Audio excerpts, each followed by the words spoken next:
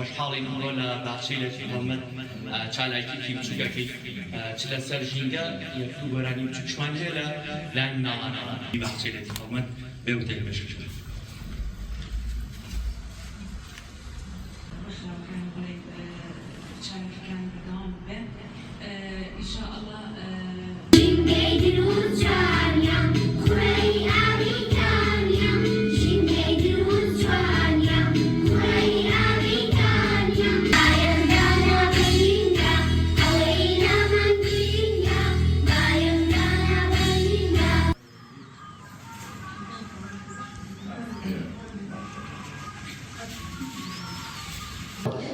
ئێمە لە درێژەی کار و چالاکیە ژینگەیەکان لەسەر ئاستی هەرێمی کوردستان بڕیارمان داوە هەڵمەتی وشیاری ژینگەی لە پێناونەوەیکی ژینگە دۆست لەسەر ئاستی پارێزگای سلێمانی هەڵەبجە و ئیداری گەرمیان و ڕاپەڕین دەست پێ بکەین بە هەمانگی ڕێکخراوی ژینگە ئاوادانکردنەوەی کوردستان ڕۆژی ڕابردوو لە پارێزگای سلێمانی و ئەم ڕۆژ لە قەزای چەمچەماڵ چالاکیەکەمان ئەنجامدا و ئینشەڵا لە هەفتەی داهاتووشە لە پارێزگای هەڵەبجە.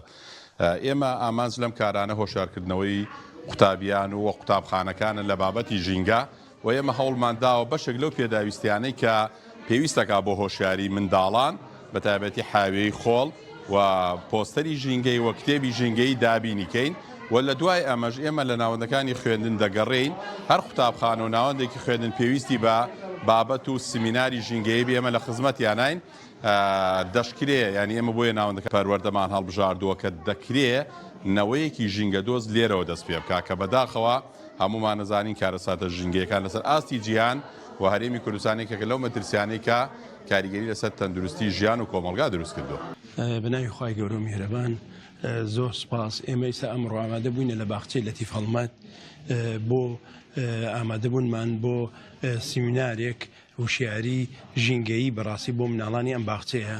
ئەمانە زۆر گرنگە بڕاستی ئەم سیمینارانە و ئەم کۆڕانی کە ئەکرێ لە باخچەکان و بنەڕەتەکان بۆ ژینگەی زۆر زەروریە بەڕاستی یعنی بەڕاستی گرنگێکی خۆی زۆر هەیە بۆ پاراستنی ژینگەکەمان. ئێمە ژینگەیەکمان هەیە بەڕاستی ژینگەکەمان پێویستی بە وشیاری خەڵکەیە پێویستی بە لە مناڵەکانەوە دەست پێ بکەن کە بۆی پاراستنی ژینگەکەمان بۆ بکەن. ئێمە زۆر سوپاسیانەکەین ڕێکخراوی ئایندە بۆ ژینگەی کوردستان بەڕاستی ئێمە هاوکاریانین هەر شوێنێک بیانوێ هەر قوتابخانە و خوێندنگایەک و باخچێک بێ ئێمە هاوکاریان نەبین و کاراسییان بۆکەین وەکو پەروەردەی چەمچەماڵ.